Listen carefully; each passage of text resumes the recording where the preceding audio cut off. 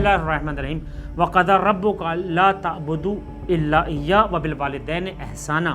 عزیزان گرامی قدر سورہ اسراء کی آیت نمبر 23 میں جہاں پروردگار نے کہا کہ یہ فیصلہ ہو چکا کہ فقط عبادت اللہ تعالیٰ کی ہوگی اور صرف اللہ تعالیٰ کی عبادت ہوگی، اور پھر وَبِالْوَالِدَيْنِ إِحْسَانًا، اور والدین کے ساتھ تم احسان کرو۔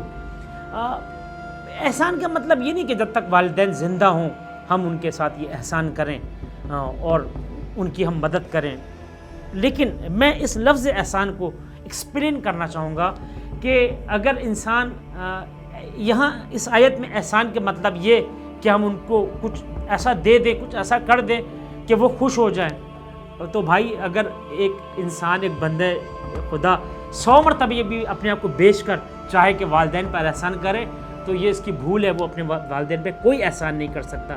100 دفعہ یہ بک بھی جائے بازار میں تب بھی والدین کا ایک کسی احسان کا بدلہ نہیں دے سکتا۔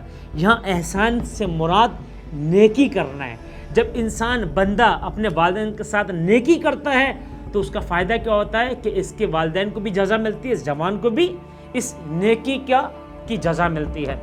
اور پھر روایات اور نصوص میں اور آیات میں آیا ہے کہ انسان مرنے کے بعد بھی اس رشتے کو نہ توڑے، یعنی احسان کا، یعنی اس نیکی کا، اپنے والدین کے لیے جو یہ نیکیاں کرتا رہے گا، یعنی یہ اکاؤنٹ بند نہیں ہوا اس کے والدین کا، جو نیکیاں کرے گا، راستے کا پتھر اٹھا کے پھینک دے قربتاً اللہ کی نیت سے پروردگار اس کا ثواب میری مرحوم والدہ یا میرے مرحوم والد تک پہنچے۔ اسی طرح ایک مسجد میں تسبیح رکھنا، سجدگاہ کا رکھوانا، قرآن کا رکھوانا، جتنے نمازی اس قرآن کو پڑھیں گے، جتنے نمازی اس تسبیح کو پڑھیں گے، اس کا ثواب ماں اور باپ کی روح کو ملتا رہے گا۔ کیوں؟ اس لیے کہ ماں اور باپ کی قبر کو پروردگار عالم نے مثل شبیہ مزار انبیاء قرار دیا ہے۔ مذاق نہیں ہے، ماں اور باپ کی قبر مزار انبیاء کی شبیہ ہیں۔ یعنی باب الحوائج کون ہے؟ مولا عباس باب الحوائج، جناب امام موسیٰ کاظم باب الحوائج، جناب شہید کربلا جناب علی اصغر باب الحوائج۔ انہی باب الحوائج نے ان والدین کو ہمارے لیے، ان کی قبروں کو باب الحوائج بنا دیا، یعنی وہ دروازہ، یہ ماں باپ کی قبریں کہ جہاں بندے مومن کی دعائیں قبول ہوتی ہیں۔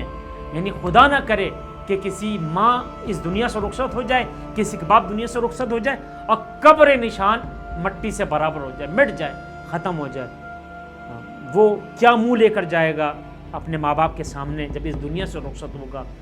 عزیزان گرامی قدر، یہ ماں اور باپ کی قبر ضروری ہے کہ ان پہ بار بار جایا جائے۔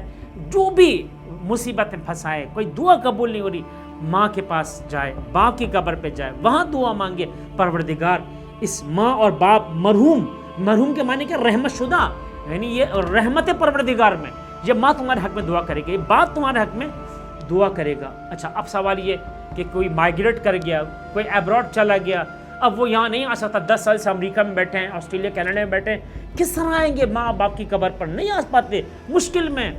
ان کو چاہیے کہ اپنے عزیز و اقربا میں سے یا کچھ ایسے غریب مومنین کا انتخاب کریں، کچھ ایسے لوگ ڈھونڈنے کے جو ان کی نیابت میں ان کے ماں اور باپ کی قبر پر جائیں اور جا کے اصالہ ثواب کریں، قبر پانی ڈالیں، روشنی کریں، خوشبو لگائیں، اگربتی جلائیں اور سورہ یاسین اور جو 7 مرتبہ انا انزلنا اور سورہ فاتحہ کا اہتمام کریں۔ کیوں؟ اس لیے کہ پروردگار قبر والدین کو اولاد کے لیے مزار بنا دیتا ہے۔ مزار یعنی جہاں دعائیں قبول ہوتی ہیں۔ تو ہمیں کوشش کرنا چاہیے کہ جن لوگوں کے ماں باپ دنیا سے رخصت ہو گئے، کم سے کم ہفتے میں 1 مرتبہ، 15 دن میں 1 مرتبہ یا 1 منتھ میں 1 مرتبہ اپنے بچوں کو ان کے دادا دادی، نانا نانی کی قبر پر لے کر جائیں اور ان کو بتائیں کہ یہ کون ہے، ان کا کیا رشتہ ہے اور یہاں آنے کا کیا ثواب ہے، تاکہ یہ رسم جاری رہے۔ جب ہم اس مٹی کے نیچے چلے جائیں تو ہمارے بچے بھی آئیں اور ہماری اگلی بھی نسل آئے، وہ ہمارے لیے کالے خیر کرے۔ والسلام علیکم ورحمۃ اللہ وبرکاتہ۔